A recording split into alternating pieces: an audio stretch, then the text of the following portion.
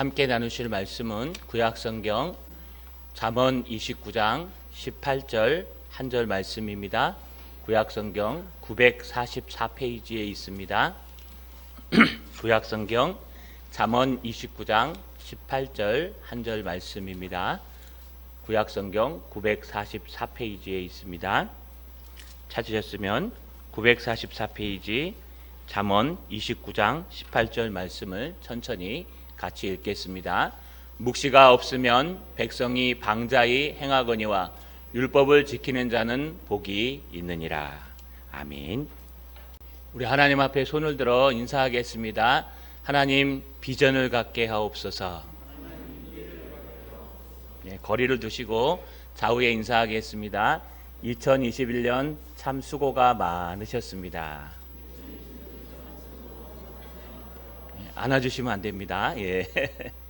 여러분, 우리가 이 땅을 살아갈 때 방향과 목표가 얼마나 중요한지 예화되는 예화들이 있습니다. 오늘은 졸업 예배로 우리 졸업생들을 위해서 설교하며, 또 졸업생들만 졸업하는 것이 아니라 우리도 매년 졸업하고 있습니다.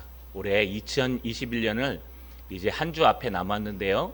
한 주를 졸업하고 2022년에 입학하는 것과 똑같습니다. 그래서 짧지만 이 말씀을 통해서 하나님 앞에 은혜 받았으면 좋겠습니다. 제가 설교 중간중간에 아마 예화로 한번 사용한 적이 있습니다. 아버지와 아들이 한날은 밭을 갈러 나갔습니다. 그때는 여러분 그 경운기가 따로 발전되어 있지 않았기 때문에 소로 쟁기를 달아서 밭을 갈았습니다. 아버지가 밭을 가시는데요, 천천히 밭을 가시는데 그 넓은 밭이 평평하게 갈아지는 겁니다. 아들이 보니까 아버지가 하는 일이 아무것도 없습니다. 그저 뒤에서 쟁기를 꽉 눌러주면서 이 끈을 잡고요, 어려 가자 이 얘기만 하는 겁니다. 와 하고요. 그래서 아버지, 제가 한번 갈아보겠습니다. 저도 이제 나이가 많고 이제 어른이 되었으니까 제가 한번 갈아보겠습니다 라고 얘기했습니다. 아버지가 아들에게 쟁기를 맡겼습니다. 아들이요, 별거 아니네 그러면서요 쟁기를 잡고 밭을 가는데 밭이 똑바로 안 갈리고요, 삐뚤 빼뚤 가는 겁니다. 아버지한테 물어봤습니다. 아버지, 왜 아버지는 꼭 가는데 저는 왜 이렇게 삐뚤빼뚤 갑니까? 라고 얘기하니까 아버지가 아들에게 앞을 바라보고 저 반대편에 있는 미루나무가 보이느냐? 예, 저걸 기준으로 해갖고 곧장 가봐라. 그래서요 그 아들이요 미루나무를 바라보면서 소를 몰고 가니까요 밭이 곧게 갈렸다고 합니다. 여러분, 아무리 좋은 소, 힘 있는 사람, 힘 있는 쟁기가 있더라도 우리가 방향이 없이 달려가면은 삐뚤빼뚤 달려가게 돼 있습니다. 방향과 목표가 바르고 정확하면은요 우리의 달려갈 길은 그렇게 삐뚤대지 않고 곧장 갈 수 있습니다. 오늘 방향을 정확하게 잡는 비전을 갖는 저 여러분 되시기를 주님의 이름으로 간절히 소망합니다. 오늘 말씀해 보니까요 이렇게 얘기합니다. 묵시가 없으면 백성이 방자히 행하거니와 율법을 지키는 자는 복이 있느니라. 여러분, 여기 묵시라는 단어가 뭘까요? 묵시라는 단어가 히브리 원문에 계시, 신탁, 보는 것, 비전을 말합니다. 그래서 여러분, 묵시라는 말은 비전, 목표 또는요 하나님의 말씀, 요 다 들어갑니다. 그래서 하나님의 말씀을 가지고 비전을 갖고 목표가 있으면 우리의 모든 것이 이 밭 가는 아이처럼 바르게 갈 수가 있습니다. 그러나 이 비전과 비교되는 두 가지를 조심하셔야 됩니다. 하나는요 바로 꿈입니다. 꿈이라는 건 뭘까요? 꿈을 꾸는 겁니다. 현실과 전혀 동떨어져 있는 것을 꿈꾸는 것입니다. 많이 이런 얘기가 있겠죠. 가정법으로 많이 쓰이는데, 만일 내가 저 회사 사장이 된다면 내가 이렇게 하지 않을 건데 라고 얘기하는 건 여러분의 희망사항이요 꿈일 뿐입니다. 그것을 우리가 틀렸다, 잘못됐다 말할 수는 없지만 그것은 나의 비전이 아닙니다. 그건 여러분이 생각하는 꿈이요 우리가 생각하는 꿈일 뿐입니다. 언젠간 저 회사 사장이 될 수 있겠지만 그렇게 될 만한 확률은 적습니다. 그래서요, 여러분 여기 등장하는 묵시는 그렇게 비현실적인 만일 내가 뭐뭐 한다면, 우리 많이 하는 거 있죠? 만일 내가 로또에 당첨이 된다면, 우리 기독교인들은 그래서도 안 되지만 혹시 우연히 길을 가다가 로또 하나를 주어서 1등에 당첨된다면 어떻게 하시겠습니까? 가능성은 있긴 있지만 여러분 그런 일은 거의 일어나지 않는 겁니다. 여기 등장하는 묵시, 비전이라는 단어는 이런 드림, 꿈과는 다릅니다. 또 이 묵시는요, 야망이랑은 다릅니다. 야망이라는 것은요, 똑같이 노력하고 현실 앞에 있지만 욕심이 생겨서 욕심대로 달려가는 걸 야망이라고 표현합니다. 대표적인 게요, 내가 만일 저 회사의 사장이 된다면, 내가 만일 의사가 된다면 돈을 많이 벌어야지. 여러분 의사가 되어서 돈을 많이 벌 수 있습니까? 그렇지 않죠. 의사가 되는 목적은 돈을 많이 벌기 위해서 되면 안 되고 사람들을 치료하기 위해서 되어야 됩니다. 이것을 야망이라고 얘기합니다. 야망의 아마 대표적인 사람 중에 하나가 우리 히틀러를 들 수 있을 겁니다. 히틀러는요, 한번 연설하면 많은 사람들이 울 정도로 연설을 잘했다고 합니다. 히틀러는요, 야망이 있었습니다. 여러분 독일이, 게르만 민족들이 유럽을 장악하는 게 그의 꿈이었습니다. 비전이었습니다. 그러나 오늘날 히틀러를 위인전에서 찾아볼 수는 없습니다. 왜 그럴까요? 그는 그의 야망 때문에 수많은 사람들을 학살하고 죽였던 야망, 욕심 있는 사람이었기 때문에 그렇습니다. 묵시라는 것은 꿈과도 동떨어져 있고 이런 야망과도 동떨어져 있는 현실적이며 또는 가능한 일을 바로 묵시라고 이야기합니다. 이 묵시를 그래서 우리는 비전이라고 오늘날 영어 말로 사용합니다. 우리 누구나 다 이런 비전을 가져야 합니다. 그렇다면 이 비전이 도대체 뭘까요? 묵시가 도대체 어디서 나오는 걸까요? 오늘 본문에 보니까 병행 구절을 사용하는데 특별히 시편이나 잠언, 지혜서를 읽을 때는요, 이 병행법이라는 게 참 중요합니다. 뭐는 무엇이고 뭐는 무엇이다. 두 개가 똑같은데요, 다르게 구별합니다. 오늘 본문을 보니까 이렇게 말합니다. 묵시가 없으면 백성이 방자히 행하거니와 율법을 지키는 자는 복이 있느니라. 전혀 다른 내용인데 두 개가 병행 구조를 가고 있어요. 묵시가 없으면 백성이 방자히 행하거니와, 그러면 묵시가 없는 백성들은 이런 뜻입니다. 백성들이 묵시가 없는 동안에는, 이런 원문의 뜻을 갖고 있습니다. 그렇다면 여러분 이 묵시가 없다는 것은 뭘 얘기하는 걸까요? 뒤에 보니까 율법을 지키는 자는, 그러니까 여기서 말하는 율법 토라는 말씀으로 해석하는 것이 맞습니다. 그래서요, 이 말씀이 있는 사람, 그래서 그 말씀을 그냥 꿈으로 갖고 있는 것이 아니라 그 말씀대로 살아가는 사람, 이것이 묵시가 있는 사람. 다시 말하면 하나님의 백성들이 하나님의 말씀이 가슴에 있고 그 하나님의 말씀을 붙들고 하나님의 말씀대로 하루하루 살아가는 사람이라면 그 사람은 복이 있느니라. 하지만 묵시가 없고 하나님의 말씀이 없고 설령 하나님의 말씀이 있을지라도 그 말씀과 동떨어져 살아가는 사람들은 방자히 행하느니라. 이 뜻과 똑같습니다. 여러분 여기 방자히 행한다는 뜻이 뭘까요? 방자히 행하단 말은요, 여러분 풀어놓다, 벌거벗다, 내버려두다, 무질서하게 행하다. 아까 그 청년이요, 아버지가 밭 가는 걸 보고 나도 할 수 있을 것 같아요. 아버지보다 내가 힘도 더 세고 쟁기도 있고 소도 있고 밭도 있고 다 똑같은데 사람의 생각만 다른 겁니다.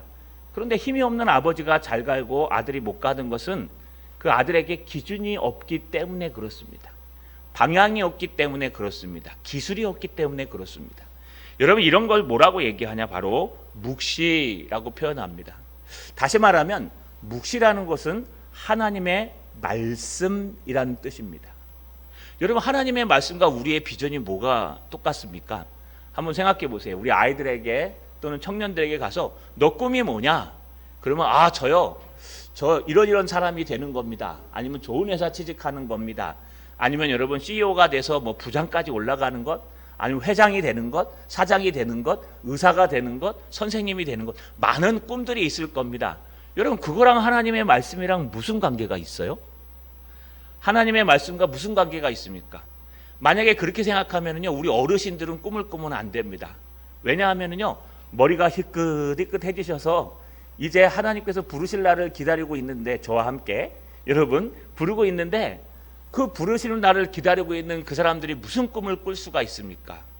근데 그렇지 않습니다. 여기에 꿈은 죽기 직전까지 꿀 수 있습니다. 왜냐하면 여기서 말하는 묵시 하나님의 말씀 꿈은요, 바로 하나님이 주시는 꿈이기 때문에 그렇습니다. 대표적인 사람이 요셉일 겁니다. 요셉, 창세기에 등장하는 요셉은요, 하나님 앞에 직접적인 음성을 들은 적이 없습니다. 하나님께서 꿈으로 말씀하셨어요. 요셉에게 꿈은 하나님의 계시의 한 방법이었습니다. 요셉은요, 꿈을 꾸며 꿈을 연구하며 꿈을 풀이해주며 그 풀이한 꿈에 대해서 대책을 세우는 그런 훈련들을 계속해서 삶의 현장에서 받았습니다. 요셉에게, 그 어린 요셉에게 나타나서요, 주님께서 말씀하시는 것이, 보라, 저 11별이 너한테 와서 절할 거다. 여러분, 이런 꿈을 갖다 얘기하면 얼마나 조롱당하겠습니까? 야, 너 그 생각이나 되냐? 너 같은 게 무슨 세계 별이 너한테 절을 한다고 생각하느냐? 그런데 그것은 하나님께서 계시로 주신 것입니다. 다시 말하면 우리가 묵시를 받는다라는 뜻은 하나님의 뜻을 받는다는 뜻입니다. 내가 똑같이 의사가 되어도 여러분 그냥 돈을 벌기 위한 의사가 된다면 그 사람은 야망일 겁니다. 내가 의사가 된다고 실력도 안 되고 아무것도 안 되는데 난 의사 할 거야, 그러면 그것은 꿈일 뿐입니다. 그러나 내가 의사가 되기 위해서 오늘 하루 열심히 공부하고 열심히 노력하고 또 의사가 되어서 내가 무엇을 할까? 정말 하나님의 영광을 위해서 바른 의사, 정직한 의사, 그리고 정말 아픈 아이들을 치료해 줄 수 있는 명의가 될 거야 라고 얘기한다면 그것은 여러분 야망이 아니라 비전이고 꿈입니다. 이렇게 하나님의 묵시로부터 비전과 꿈이 나오게 되어 있습니다. 그래서요, 이 묵시는 젊은 사람들의 전유물이 아닙니다. 이 묵시는 나이가 들어도 가능합니다. 내가 죽기 전까지 하나님의 말씀을 읽고 죽어야지. 내가 이 땅을 사는 동안 하나님 앞에 늘 하루에 1시간씩 기도해야지. 여러분, 이거 다 가능한 꿈이요 비전입니다. 제가 예전에 말씀드린 대로 전에 사역했던 시골에요, 한글을 모르는 어르신이 계셨습니다. 이 한글을 모르는 어르신이 예수를 믿겠다고 며느리를 따라서 교회에 왔습니다. 교회에 오셔서 교회에서 제자 훈련하고 성경 공부를 하니까 그 나이에 성경을 하고 싶어서 성경 읽으라고 그때도 얘기했습니다. 저희가 300독을 읽었는데 그때 막 읽으실 때요, 여러분 나도 성경을 읽고 싶어요. 이 사람이 성경 읽었다, 성경 썼다, 하나님 앞에 기도받고 하니까요, 나도 그 성경이 꼭 읽고 싶어가지고 여러분 70이 넘은 어르신이 한글 학교에 다니기 시작했어요. 그리고 날마다 와서 한글을 성경을 그려요. 성경을 쓰는 게 아니라 그려요, 노트에다가.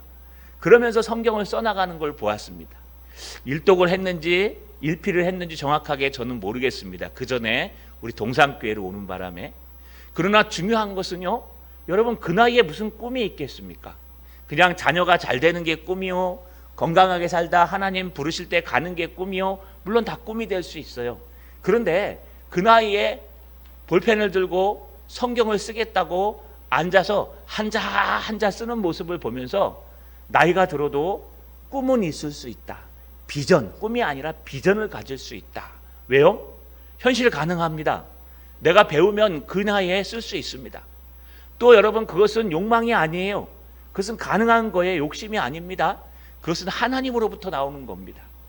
우리 젊었을 때 비전을 품을 수 있는 가장 좋은 방법은 하나님의 말씀 속에서, 하나님 앞에 요셉처럼 하나님께서 계시하셔서 하나님께서 너는 이런 가라고 말씀하시는 사명, 하나님이 말씀하시면 다 목사 되는 건 아닙니다.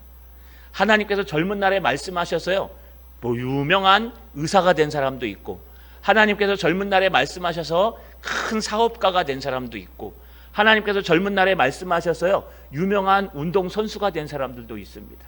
이렇게 비전 묵시는요 하나님의 말씀이요 하나님이십니다.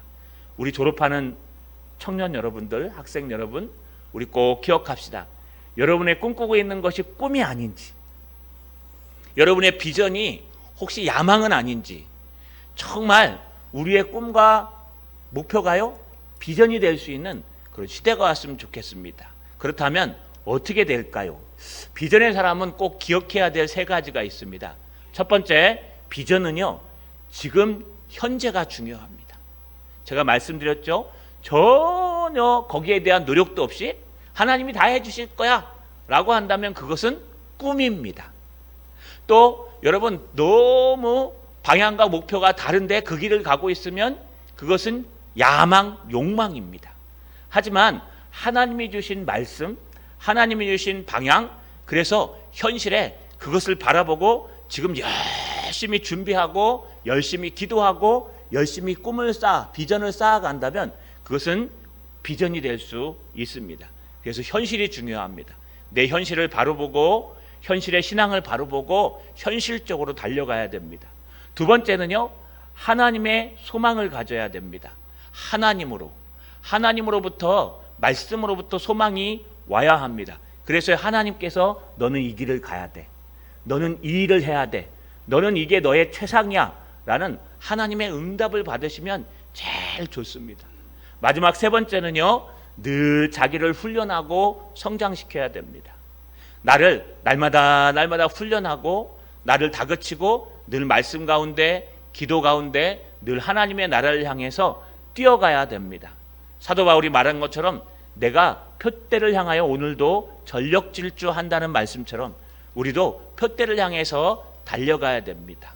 오늘 졸업하시는 우리 학생 여러분, 또 청년, 또 2021년을 졸업하시는 저와 여러분, 우리 새해에는 새로운 소망과 희망, 비전을 품고 하나님 앞에 열심히 달려가서 여러분 다시 돌아오지 않는 2022년 만드시는 저 여러분 되시기를 주님의 이름으로 간절히 소망합니다.